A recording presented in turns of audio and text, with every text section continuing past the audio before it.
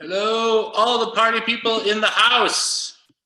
We are coming to you live from the bird's nest, high atop a hill in the Vaca Range, in the eastern section of the Napa Valley, mid-Napa Valley. We're right above beautiful Lake Hennessy, a small reservoir that's just to the east of Rutherford. In Napa Valley, and this is the new one of the new estate vineyards for Blackbird. It's a property owned by the Hinshaw family, who owns Blackbird Vineyards, and we're lucky to come up here.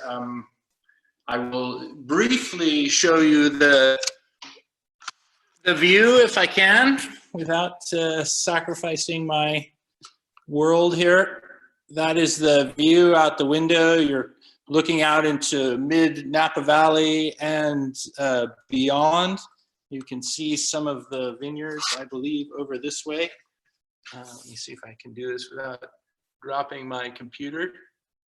But there we're looking out over the vineyards, and soon, when we all get back to normal, there will be a possibility of you coming up here and enjoying the beauty of fabulous hospitality that the Blackbird team can put on. Nobody does it better than Blackbird, I think. I've never experienced greater hospitality and a greater love for those that are fans of Blackbird than from our team here.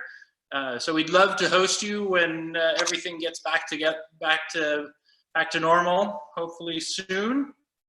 And hopefully you're all staying safe out there.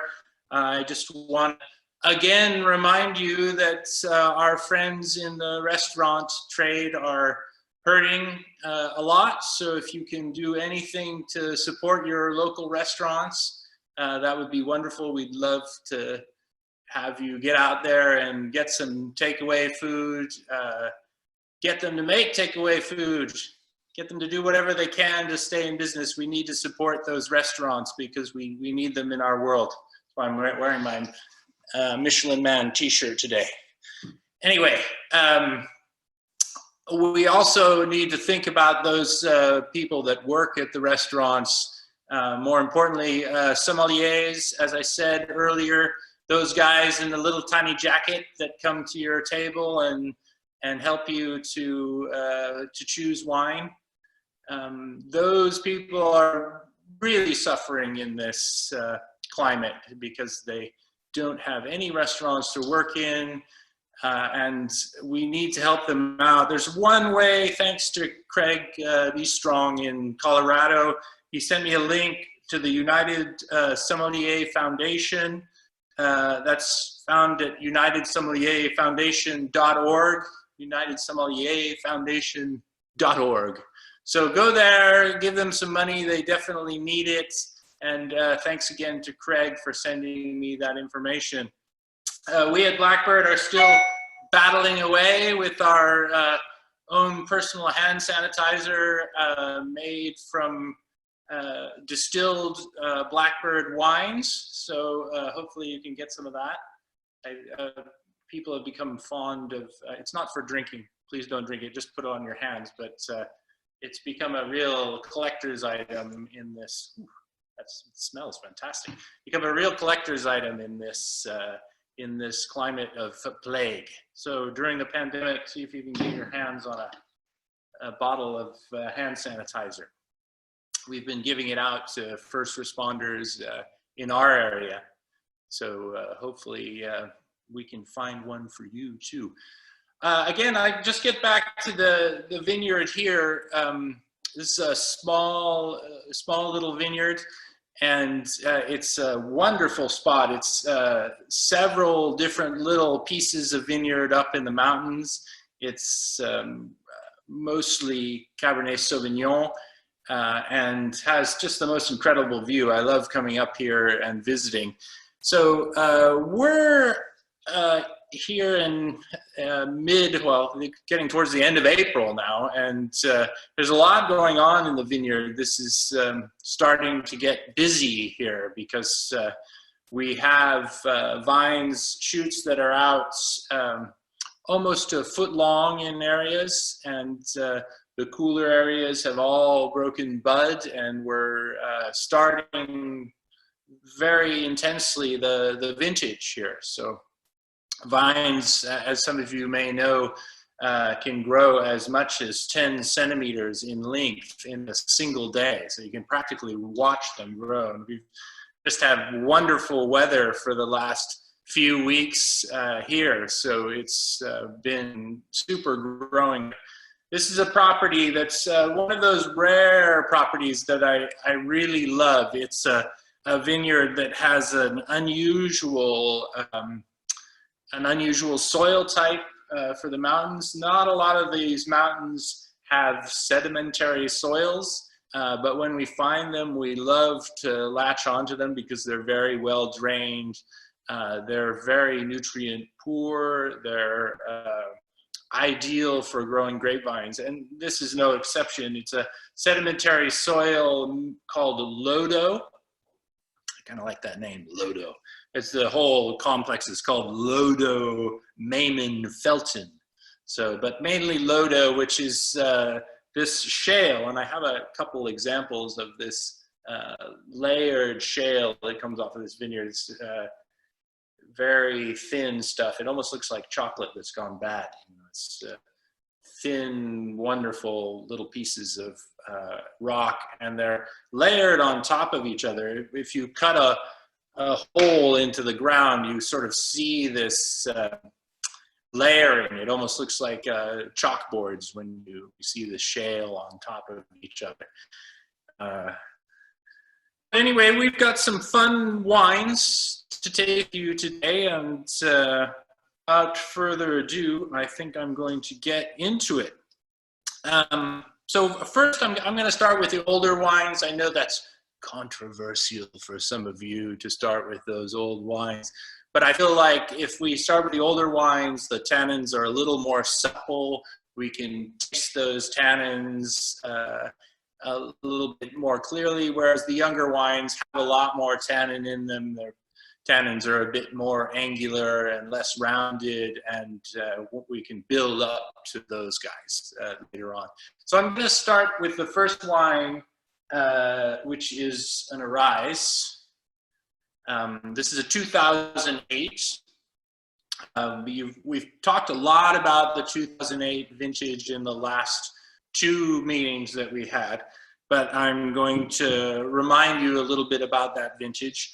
This particular Arise is 42% Merlot, 38% Cabernet Sauvignon, and 20% Cabernet Franc. And smelling lovely too. We made not a lot of this, 1,570 cases of this wine were made. And like I said, this is the second wine of Blackbird. If you really think about the first wines being Illustration, Paramour, and Contrarian, this is the wine that we blend after we've made the three principal wines of Blackbird. And as I noted last time, the label has these wonderful little blackbirds doing the musical notes of the Beatles song Blackbird.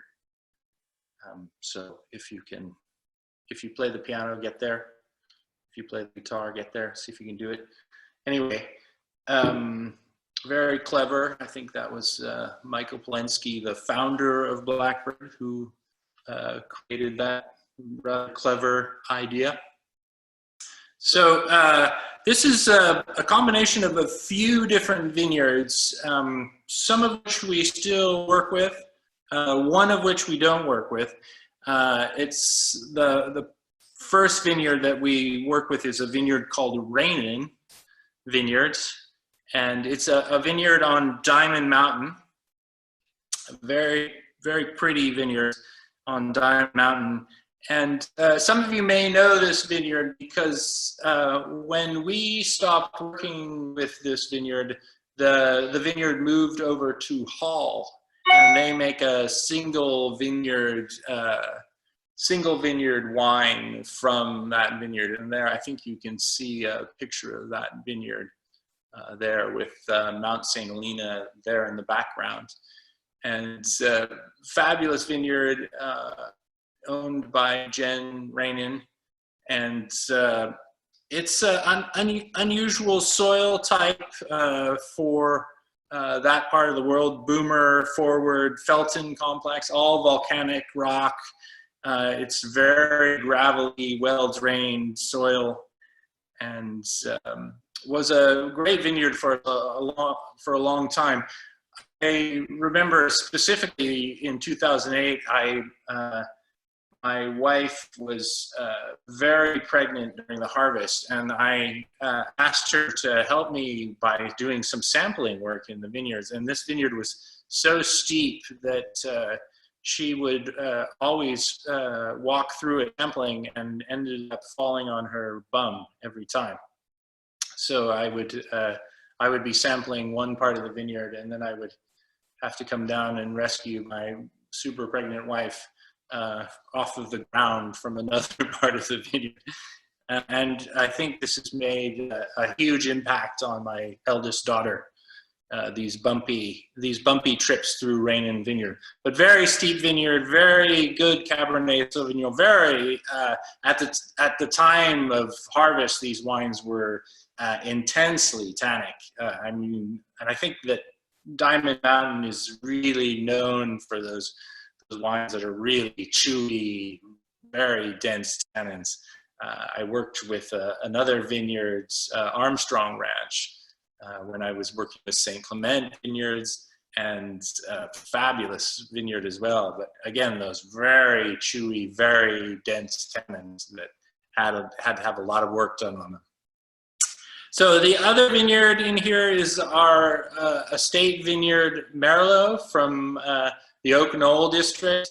We have that wonderful vineyard that Michael bought in 2003.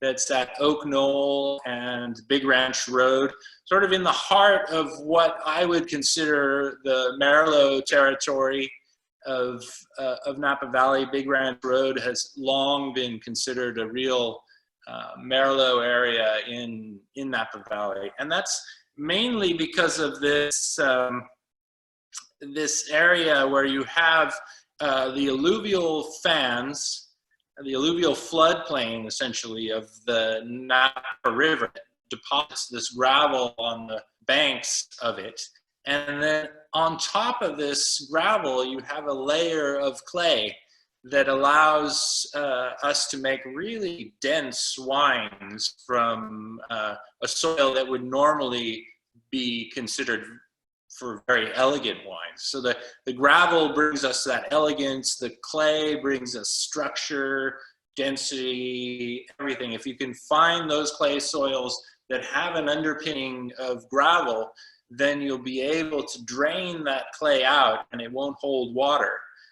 So that you can actually grow grapes on those soils. So it's a kind of classic, very flat vineyard, a little less than a 10-acre parcel. And the vineyard, the original vineyard was planted in 1997. One of the first wines came off of it funnily enough, in 1999. Usually you don't produce a lot of grapes in that second leaf. But for some reason, the vineyard was very prosperous in that second leaf. And Mia Klein made a wonderful Merlot that year for Celine, for her brand. And it's still tasting beautifully. We've gone back and looked at that wine a few times, and it's been lovely. So if you can find any more of Mia Klein's Celine 1999, pick it up, because it's a wonderful, wonderful wine. So the last vineyard in this list is Crocker Star Vineyards. And I've talked a little bit about Crocker Star in the past as well. This is a vineyard that's in St. Helena. It's on this gravel plain in St. Helena. It's a combination of Yolo, Bale, and Pleasanton clay loam. It's a classic alluvial fan vineyard, so you have these creeks that come out of the hillsides, both western and eastern hillsides, that form the Napa Valley. And these creeks, they fan out across the valley floor. If you imagine it looking like the delta in Egypt, you know, around Alexandria, you see this fan of the Nile coming out into different places into the Mediterranean.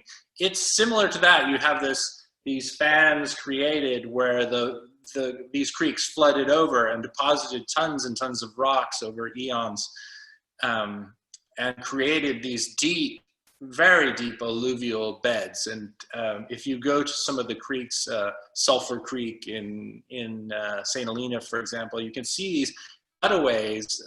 Some of them are 20 to 30 feet cutaways along the creek that show you that it's just a layer of cobblestone all the way down to bedrock. So they're very well-drained soils. On this particular bench, there's quite a famous rock quarry where they pull out gravel from these bench lands and actually sell it. So it's a very deep gravel soil. And again, this vineyard has been planted to grapes since the 1870s. It's now a vineyard that's shared by Charlie Crocker and Pam Starr. Pam Starr, the great winemaker, definitely known for her Cabernet Franc passion. And she makes some wonderful wines from that vineyard as well. We have 2 blocks on that vineyard. One block that's a very old vine. I'm not sure the age, but it must be well over 40 years. That is own-rooted, and it is also it's a non-irrigated vineyard. So it's a crazy older vineyard that, as I've said in the past, produces wonderful wines, but you have to wait for them. They're the worst wines you've ever tasted in the first year, and everyone always tells me, "Oh no, we should get rid of this wine. You know, what are we going to do with this thing?" And I always say, "Wait! This wine is going to become fabulous." And within a year, it always becomes fabulous. It goes from being one of the worst wines, very green, very tannic, very edgy, very light. And then it develops weight and character and everything you want in a wine and becomes absolutely beautiful. So let's look deeper into this wonderful Arise. This wine is singing now. I mean, it's been so nice to do these virtual tastings because I've been able to sort of go back into the catalog of older Blackbird wines and taste these wines. And I'm doing this, like hopefully you are doing this at home, where I'm just popping these wines open and smelling them and tasting them while I'm talking live to you. So it's been a real eye-opener to see what they're like. And this is just fabulous. You know, you have this one, the first thing that really hits me is this sort of au jus, you know, this meat broth aroma, and it just smells like steak. They used to say bloody, but I don't think we say that anymore. It's not considered PC, but this sort of very intense blood aroma, meaty. And then you have a chocolate, fabulous chocolate aroma. Arise always gets this cherry fruit, and I really love it. There's a little reduction character in there, but wonderfully opening up wonderfully. Pomegranate, and just a slight bit of orange zest coming from that Cabernet Sauvignon. Really pretty plum character too. It's almost that, it almost has a smell of that kind of, that savory plum character. Beautiful aroma.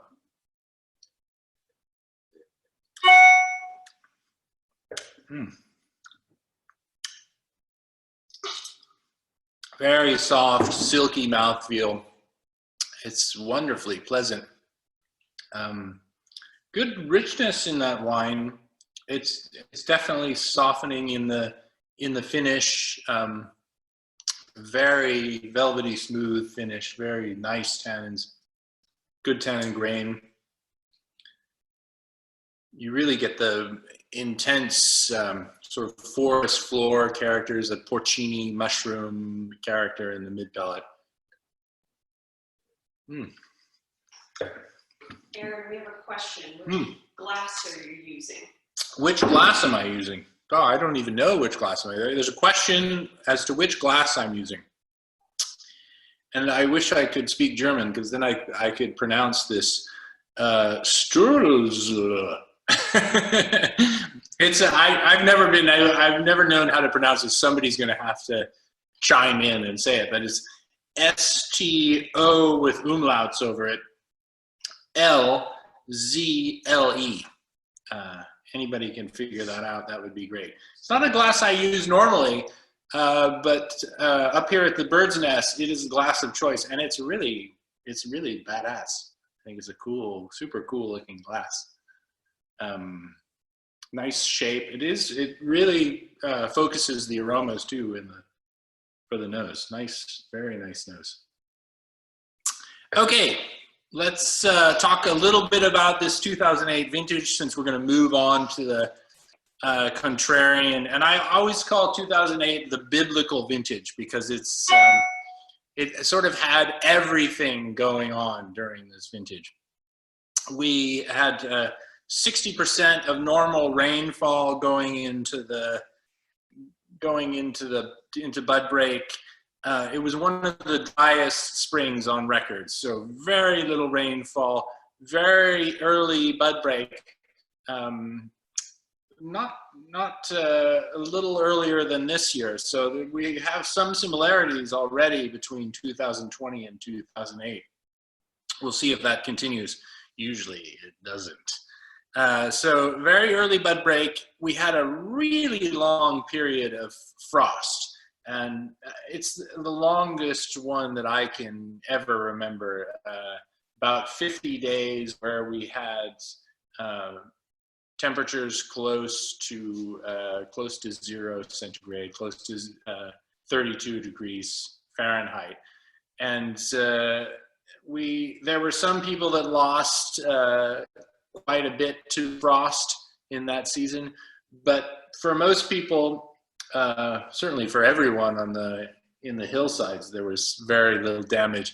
But for most people on the valley floor, it was 2 months of a total lack of sleep.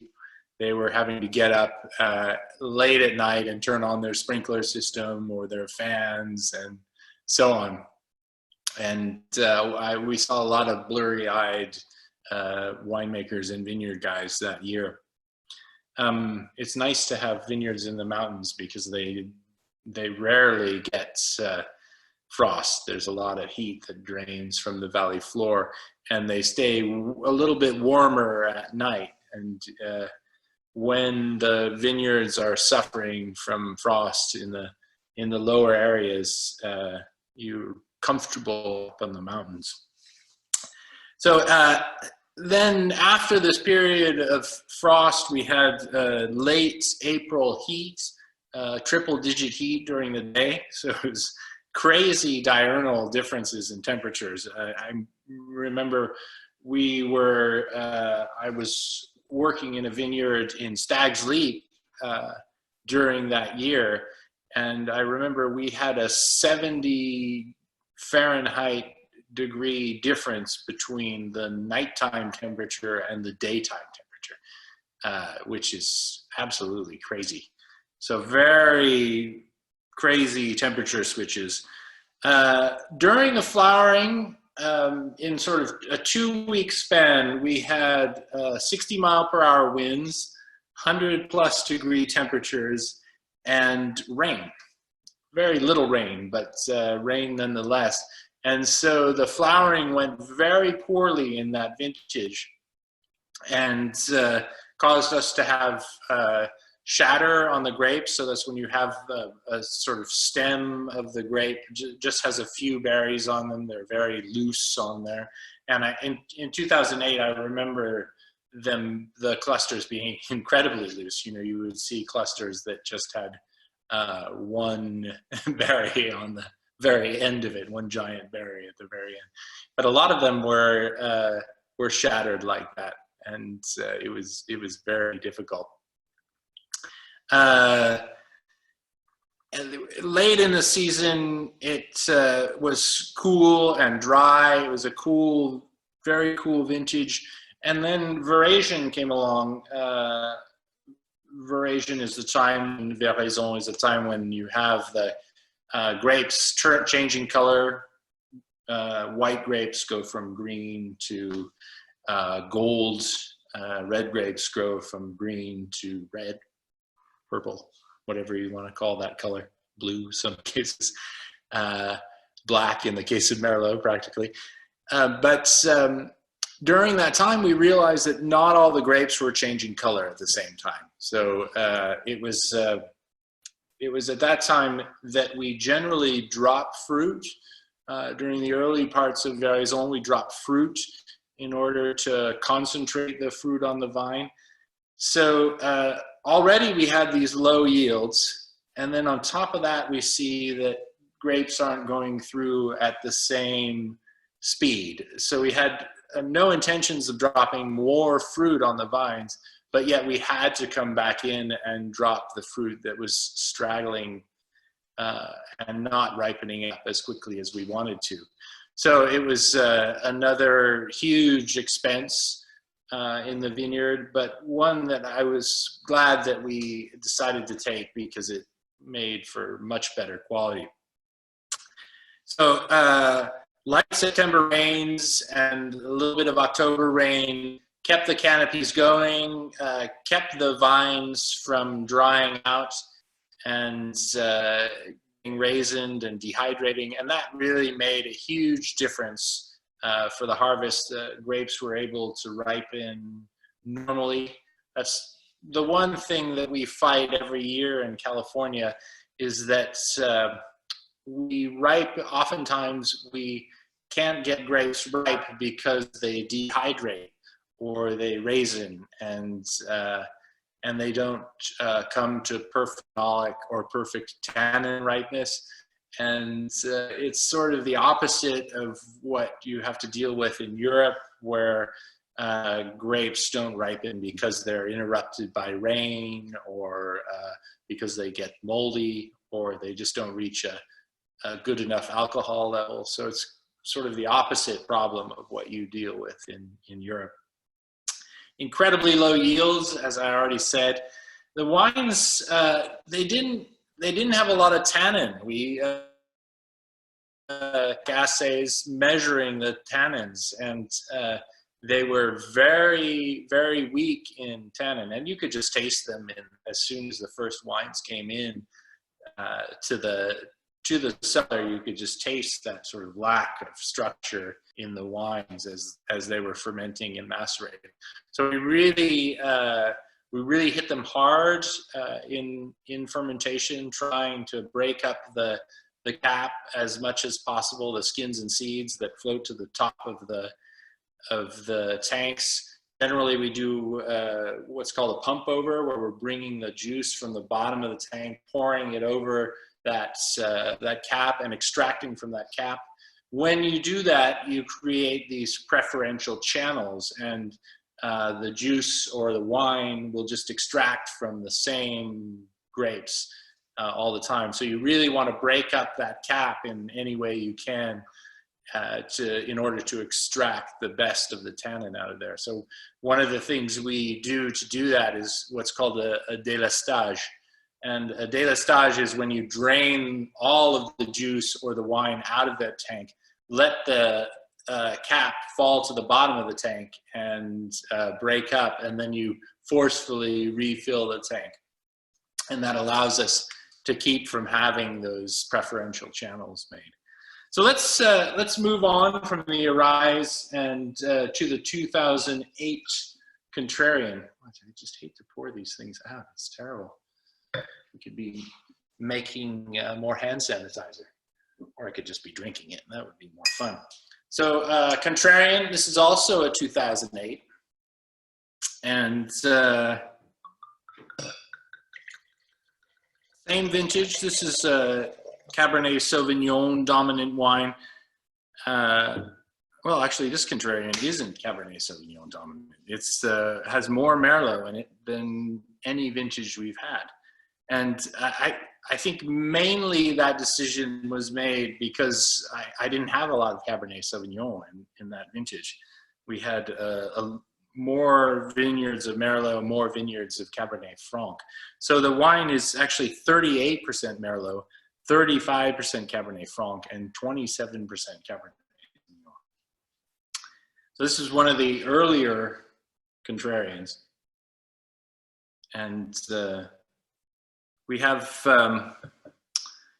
along with the Estate Merlot, Crocker Star, and this is specifically that Crocker Star Cabernet Franc Block 18 that I was talking about before, that is the non-irrigated block, very old vines that takes a long time to come around. And Rainin Vineyard in this wine as well. We also have a Stagecoach Merlot from one of our best vineyards on Stagecoach, this 14A vineyard, which is a fabulous vineyard. There's a picture of Stagecoach there. That's taken from the A blocks. So if you think about Stagecoach is kind of it's a little valley of its own, and the valley starts at a little bit over 1,000 feet just above Oakville, sort of in the mid Napa Valley, and it goes off in an easterly direction. So you have this little tiny valley at altitude, and the Stagecoach Vineyard is mainly on the north side of this valley, and so it's most of the vineyard is facing towards the south and sloped towards the south, and you have a few vineyards that slope to the west as well, but most of it is south facing. And it's an 1,100 acre vineyard with 700 planted acres. So a huge piece of property. The vineyards was founded by a very charismatic and wonderful doctor named Jan Krupp. And he only recently sold the vineyard to Gallo. And I think Gallo's done a lot to work the vineyard well, and they're making progress on getting the vineyard up to snuff more than ever. So they're doing a great job up there, and we're happy to work with them. So this is a Hambright complex. It's a kind of a funny rocky soil, basaltic rock, very this orange basaltic rock. It's super dense, iron-filled, volcanic stuff. I mean, it's when you take two of the rocks and you knock them close together, they make a sound like two pieces of iron touching each other. I built a wall up at my vineyard out of rock from out of this vineyard, and I would go up after work when I was the winemaker, general manager at Quintessa. I would go up after work and go into the vineyard and fill up my truck bed with a couple of these basaltic stones. And after a while, I couldn't close the back gate of my truck bed because the weight of the rock had caused my truck bed to warp in and sag in the middle. And so I couldn't close the tailgate because it had warped so much. And literally I would just put a layer of rock down in the back of my truck bed. I finally was able to convince Steve Legier of Legier Meredith Vineyard to come up and help me grab rocks, and he had a killer truck. So thank you, Steve, for helping me get all those rocks. I know it nearly killed you. Anyway, so on to the Contrarian. There's this wonderful porcini aroma, and I think we're getting a lot of that from out of that Rainin vineyard. It smells like just a bag of dried porcini mushrooms, and then there's this great forest humus, what we call sous-bois. We have to make everything fancy and French in the wine world, so we call it sous-bois, which essentially means, forest floor. And there's a great black currant. And one thing that's makes all of us love Cabernet Sauvignon is it really walks a fine line between fruit and savory components, spicy components, and in some cases green components. And it's something that California winemakers have always feared, I think, is this interface between fruit characters and green characters. And I think that it's something we need to accept in Cabernet Sauvignon. It's the most wonderful thing about Cabernet Sauvignon is it can be so aromatically complex.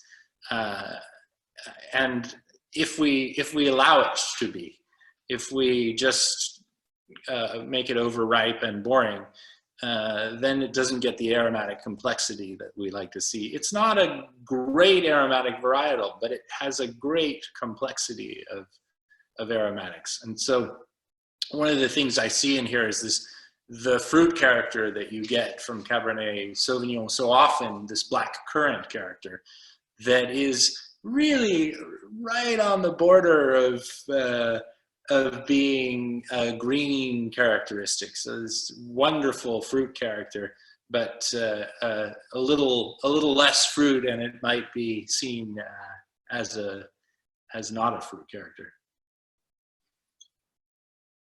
There's beautiful aromatics of iris here. That's from that Merlot, likely from that Merlot, the 14A and Stagecoach. The Merlot from the Estate Vineyard is much more cherry, much richer fruit characters, and a little more dense without being as structured. Like I said, these are wines that really lack tannin in this vintage, so we had to really extract them to build them up. And they were real early crowd pleasers because they were so user friendly.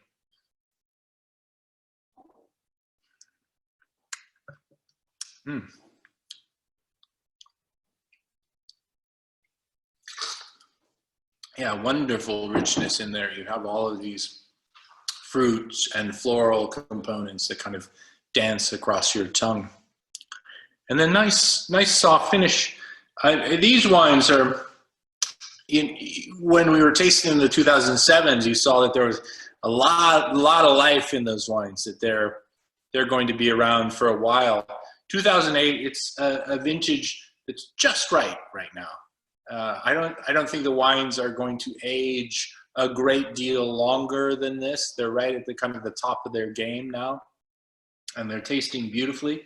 But I wouldn't wait more than 3 years to finish these and move on to more structured vintages. These are lovely right now. We have another question before we move. Another question, apparently. 2008 vintage. What did the 70-degree temperature swing do to the acid levels in the 2008 wines? That's a good question. So what did the 70-degree diurnal temperature swing do to the acid in the wines? So a lot of, people put a lot of, they talk a lot about cool weather in Napa Valley retaining acidity, especially on the valley floor, because it's a real part of the valley floor's raison d'être, we'll say. In Napa Valley, we get this fog, and it's a convection fog that's created when you have the hot air of the central part of California meeting the cold air of the Pacific Ocean, and then you get this fog. And you've all experienced the wonderful time-lapse photos of that very fog coming through the Golden Gate Bridge, and then the towers of the Golden Gate Bridge disappear.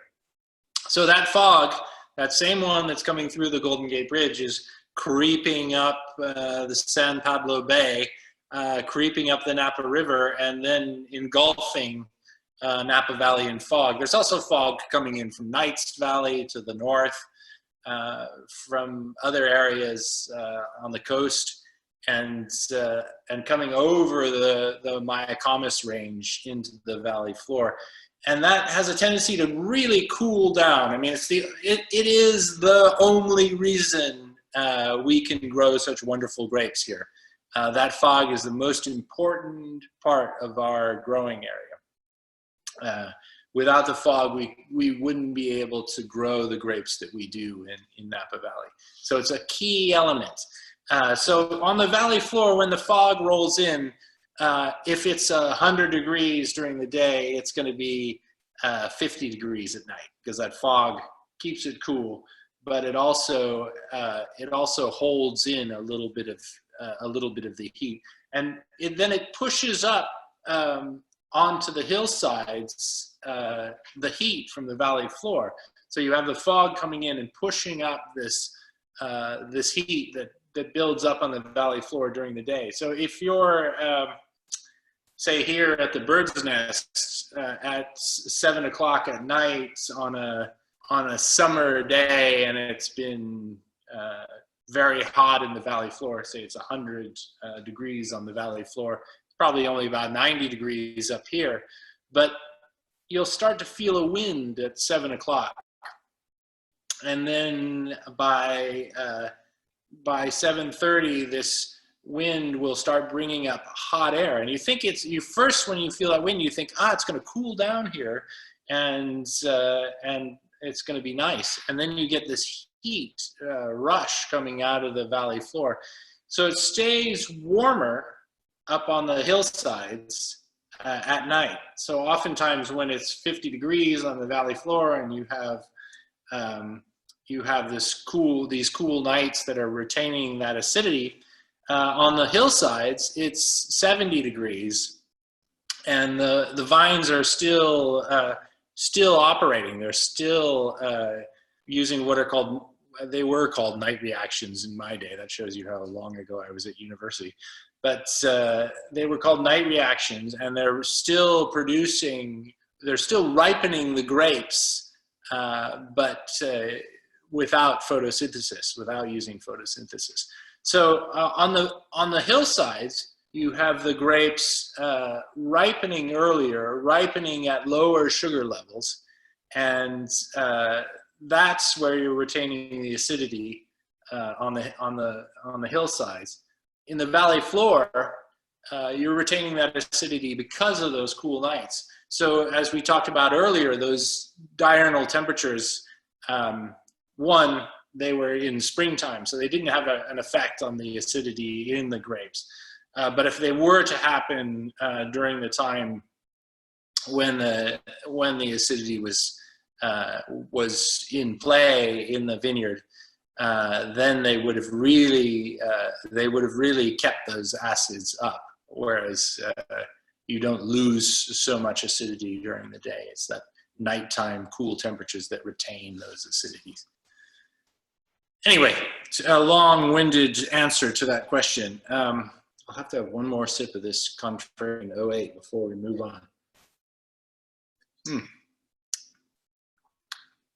That's lovely. I wish you could see what I was seeing right out of my window, because as I showed you earlier, it's fabulously beautiful, but I'm looking down onto Lake Hennessy and the vineyards of Rutherford, and I can see all the way across the valley to my vineyard on Mount Veeder at Chateauneuf du Pot, and very lovely. Okay, so next we're going to a very special guy and an unusual one. This is the Denary Cuvee, and don't be shy. I had no idea what Denary meant when they told me that we were going to make this crazy wine. They said, yeah, we're going to make this wine called the Denary Cuvee. And I'm like, yeah, okay, you know, trying to look smart and pretend like I know what they're talking about. And then I finally just said, you know, what the hell does Denary mean? 10. So it's the 10th year, the 10th release of a wine from Blackbird Vineyards. And we made this crazy special cuvee. And I got to really play around with it. It's a very small production cuvee, and wonderful wine. Let's try it. And this particular blend, it's 54% Cabernet Franc, and 28% Merlot, and 18% Cabernet Sauvignon. That's what it says on the back of the label as well. Yeah, same thing. Look at that. Amazing. So a lot of Cabernet Franc in here, and those people that know me know that I'm just the most Cabernet Franc loving person of all time. It's the greatest.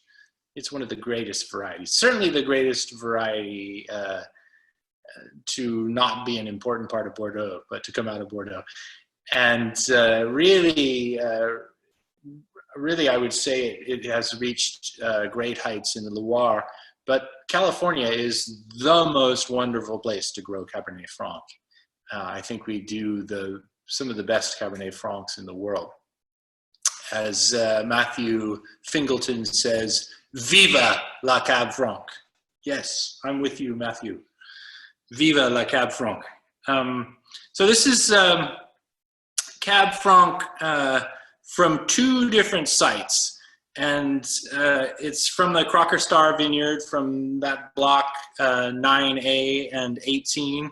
Oh, this is just from 9A, excuse me. This is just from the block 9A, which is a newer block, divided canopy. It's more gravelly soils than the older block. It's beautifully farmed by Pete Richmond. Pete has a farming company here that does all organic farming, and it's called Silverado Farming. And he does a fabulous job, very charismatic, wonderful farmer, and very devoted to organics. And there's no reason why you shouldn't grow organic grapes in California. Wake up, people, wake up. It's time to go organic. The other vineyard, the Stagecoach block, is called M3. And some of you may know that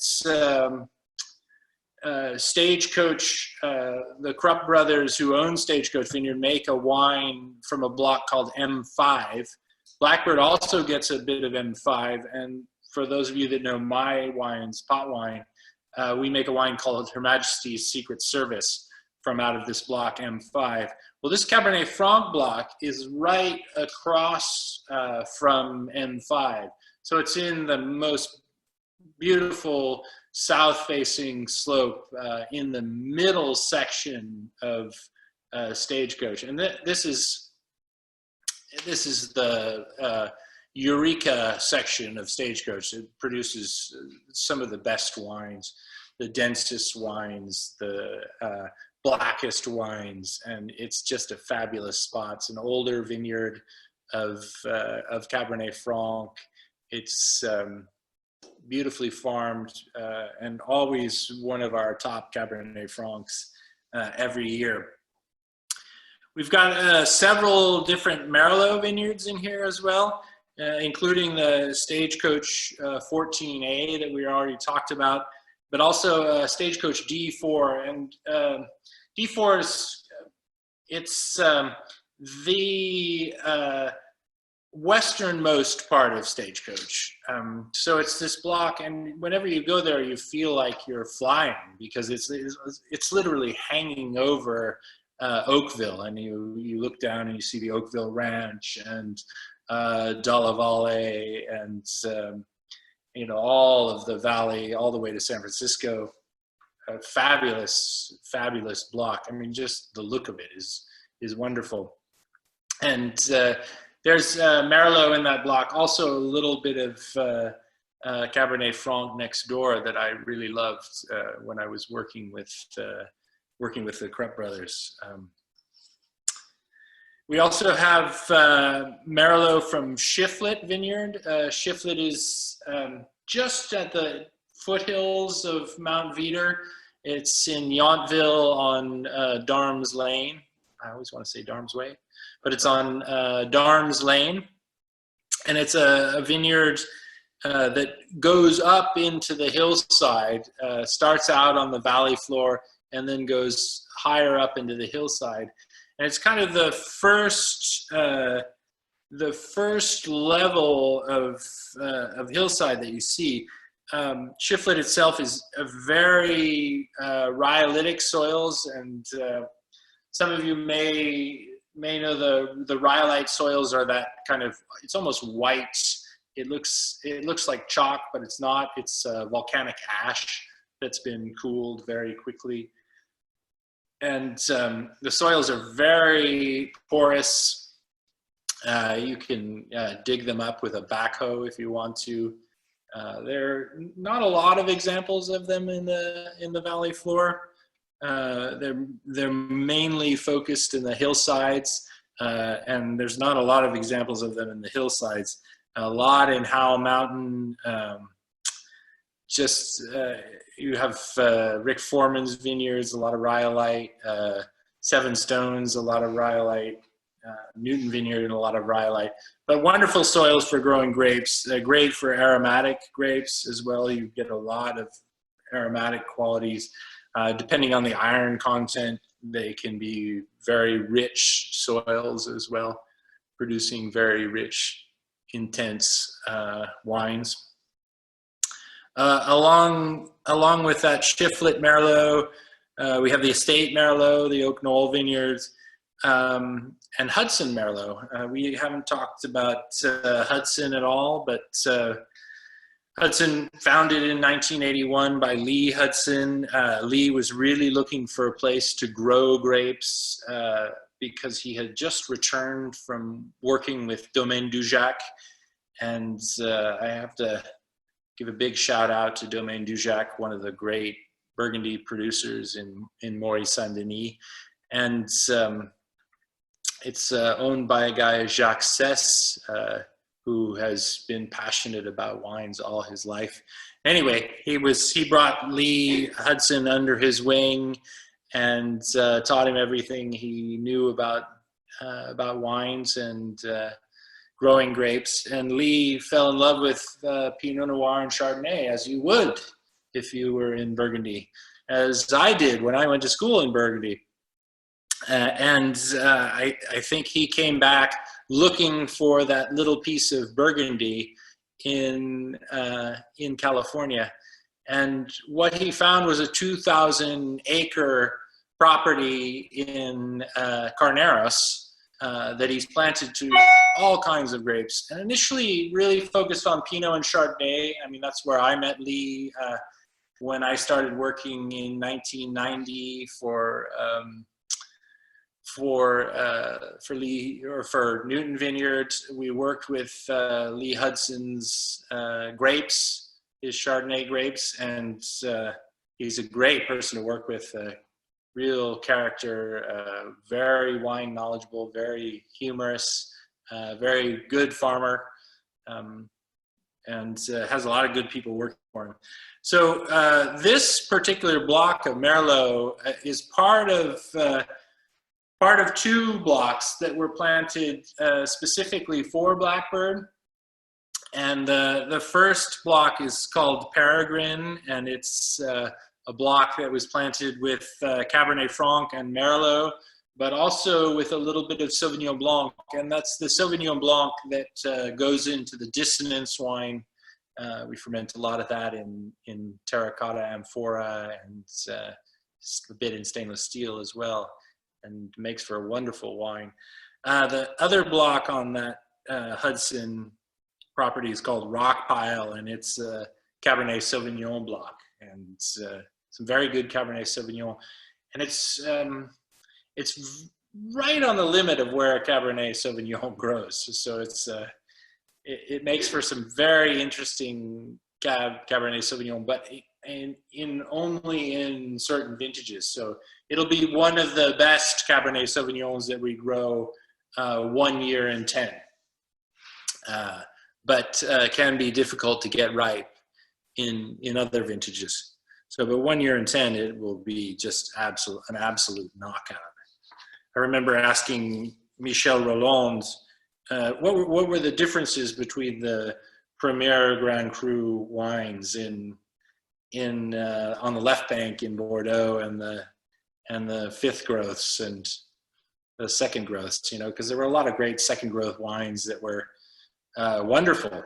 And I said, what do you think is the main difference? And he said, well, in a Premier Grand Cru Classé, they make one wine in 10 years that's so much better than the other wines that it's unbelievable.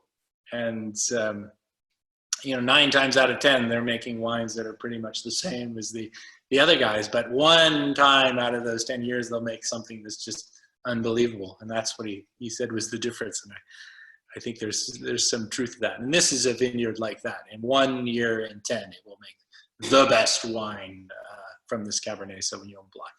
Cabernet Franc and Merlot, they grow perfectly down there. It's hair, clay, loam. It's a really good soil for growing Merlot especially, but also for growing Cabernet Franc. So it makes wonderful wines.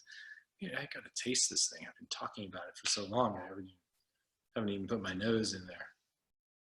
Oh, wow, that's really pretty. I mean, I really get the black licorice in there. It really just pops out. And blackberry, it's very fruit forward, this wine. There's you have that little black truffle in the background that's just starting to form as the wine ages a little bit. Wonderful aromatics. I mean, it's all these black fruits, black currant, blackberry. Wonderful.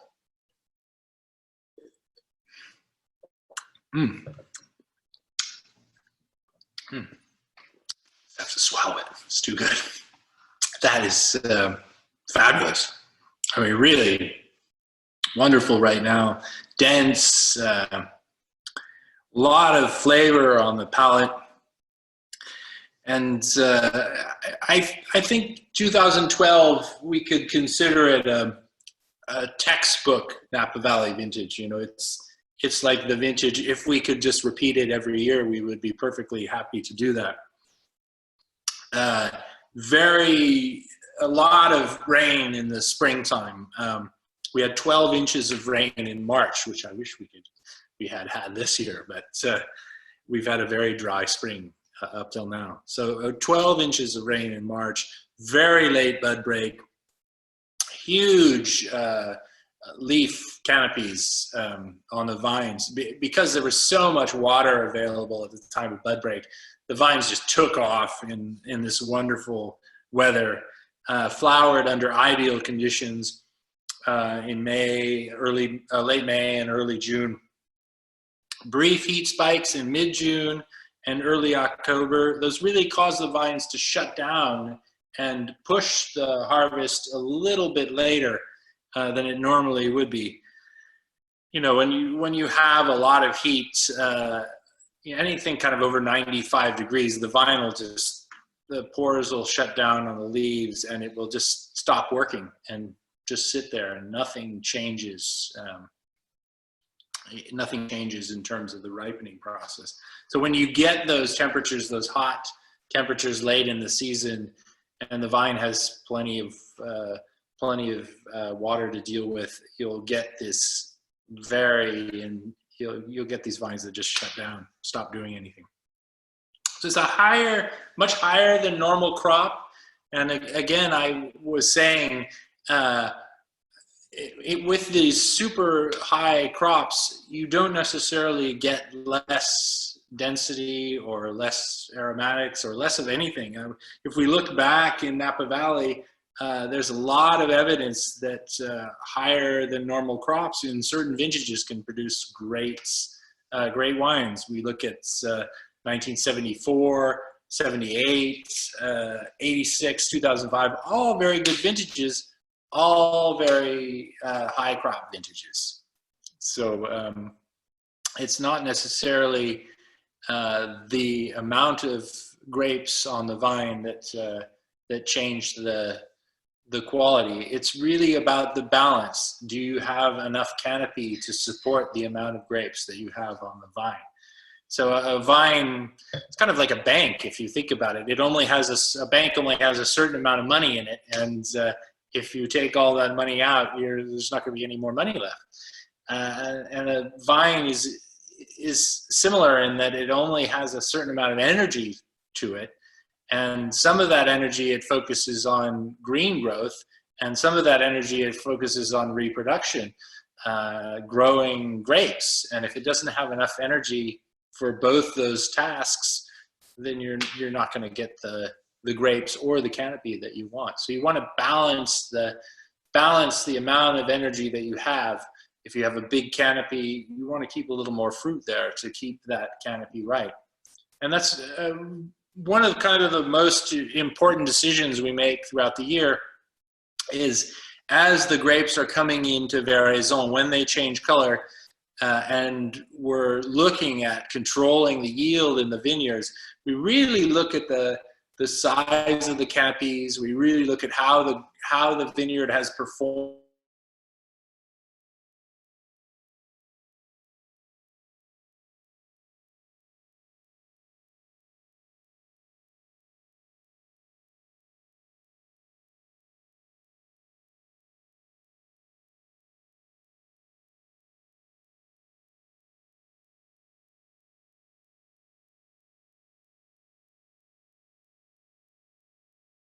Move on over time, so we should drink the last wine.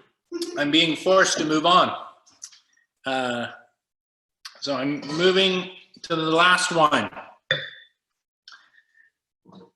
2014 illustration where it all began. This is our Merlot dominant wine. This particular blend is 65 Merlot, 21% Cabernet Franc, 7% Cabernet Sauvignon, and just to throw a little wrench into your world, 7% Petit Verdot. For those that know Petit Verdot, it's kind of the oddball variety out of the contemporary 5 Bordeaux varieties. You have Merlot, Cabernet Franc, Cabernet Sauvignon, Malbec, and Petit Verdot. And Petit Verdot is kind of the oddball of those varieties. It's a very funny variety. Little hairs on the back of the leaves, and very funny pointy leaf, but also produces wines that are really highly colored.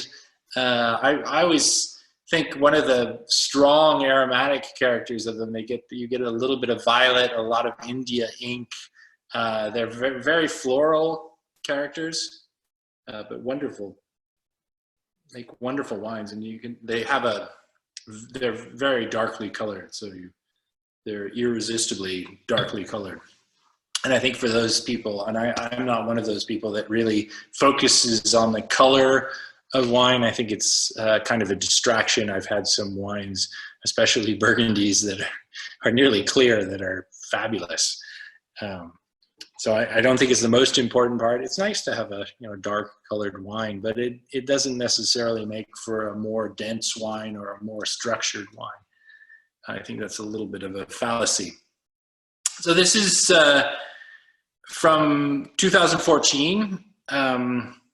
We have the estate Merlot in here, Cabernet Franc from Hudson Vineyard, from that Peregrine vineyard that I was talking about earlier, It's a great clone of Cabernet Franc, and it originally comes from a well, there are two clones on the Hudson property. One's called 214, an Entov clone called 214 that comes from the clone banks in France.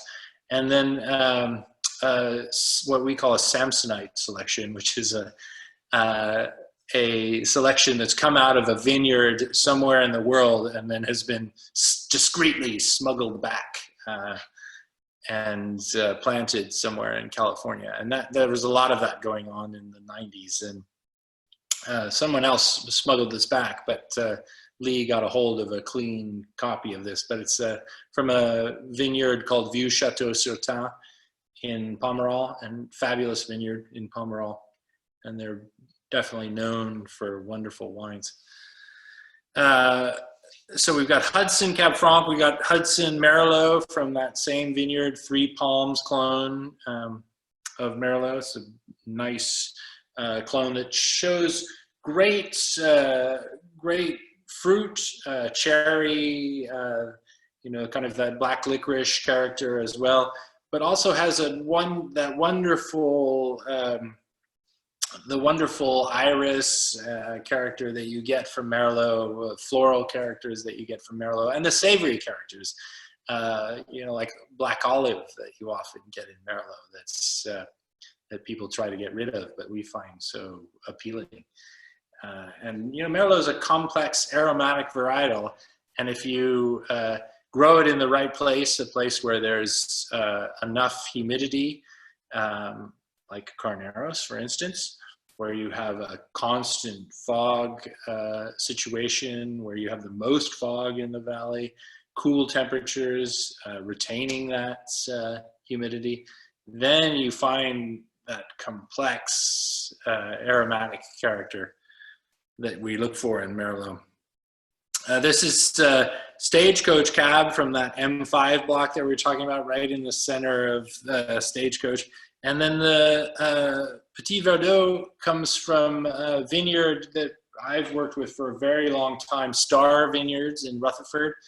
And Star is the easternmost extension of the block of the fan that creates the Rutherford bench. So as you can see there's a very gravel, clay, loam soils, and this is probably almost the easternmost section of the vineyard. This is the very block of Petit Verdot that we have, and it's gives the wine such a wonderful aromatic quality. Star Vineyards was a vineyard that was founded by a guy, Reg Oliver, along with the great viticulturist David Abreu and the great winemaker Rick Foreman.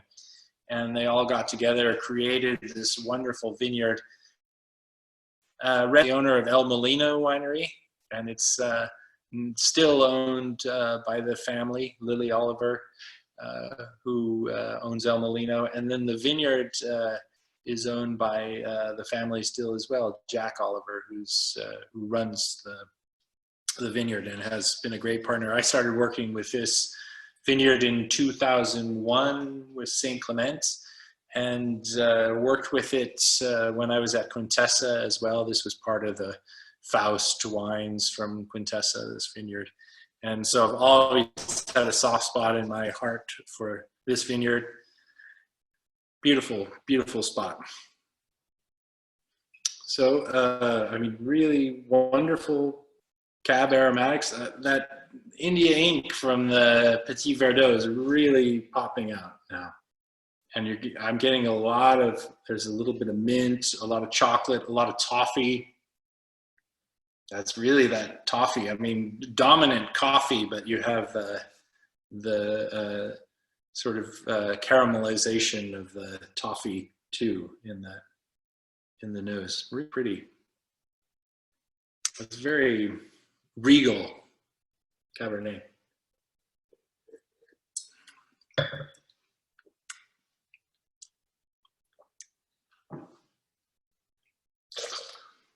That little you know, there's 7% Cabernet in there, and it really, you get the black currant from that cab, you get the violets, you get wonderful Merlot characters, cherry, you're getting the wood characteristics coming from the barrels, but also wood characteristics coming from Cabernet Franc that has this wonderful natural cedar character and so on. I think they're going to get the hook and pull me out of here. So I'm going to say goodbye. Not yet. We've got some questions. Oh, we got questions. We've got questions. I'm not going to say goodbye. I'm going to stay here. I'm going to answer some questions. Great. So What do we got? The first one is, can you explain basically why we added Petit Verdot to illustration, why we started adding it to our wines? Why did we start adding Petit Verdot to illustration? All of it has to do with how the blends come together. And Petit Verdot was working in this blend. It gave a character to the finish that I liked. I was surprised that we could fit it in. I like what it does aromatically. When I blend, I really don't blend as much for aromatics as for mouthfeel. And I think that's a key thing, because aromatics can change so dramatically. And when you're blending, you really blend for mouthfeel and for structure and suppleness of tannin. And I think that's a key element. And Petit Verdot is often difficult to get into blends because it can be very rustic and it can be very drying. And in this case, the Petit Verdot from Star Vineyard is not at all rustic or dry. So wonderful, Petit Verdot. Next question. These two questions kind of go hand in hand. How much longer do you expect the Denary to age? And is there a vintage of any Blackbird wine that can age longer than 15 years? Okay, so how long do you expect the Denary wine to age? And is there a Blackbird wine that will age longer than 15 years? I mean, I think most Blackbird wines will age longer than 15 years. You know, we've often gone back to the early wines and they've been fabulous. I don't see why the Denary now could easily age 15 more years and be wonderful. I think it's going to be a fabulous wine. For a long time. This 14, you have a great richness in this 14 that I think will keep it aging for a long time as well. And I mean, maybe I would look at this in 10 years easily, and I think that'll be a wonderful spot for it. 14 is a pretty interesting vintage. I mean, a lot going on in 14. I didn't really talk about that. Do you have more questions for me, or should There's one more. One more question, and then I'm going to talk about the 14 Yes, vintage. and then we can close. Do the wines taste how you expected them to taste when you were making them? Do the wines taste how I expected them to taste when I was making them? I mean, I as much as you can, you try to figure out what the wines are going to do over time. But there's always a little bit of a curveball in there. I think structurally, yeah, they do taste like I expected them to taste. There's always some aromatic qualities that you don't expect. I'm actually surprised to see that the 8s are as full of life now as they are, because of how much structure there was in the young wines. So that I think that's interesting to see that. Again, I mean, 2014 is a great vintage for wines that will age. I think we had a really good vintage. I mean, one of the highlights of the vintage was probably the earthquake on the 24th of August that got us ready for a rocking vintage. And although we were shaken, not stirred, we managed to pull out a vintage after that. We lost a lot of wine in the cellar at Blackbird, but very, very dense wines from 14, very rich wines, and I think they'll be very long-lived. It's good vintage. Third extreme drought year in a row. Anyway, I will toast you all, and hopefully we'll be back soon. Take care, stay safe, keep drinking.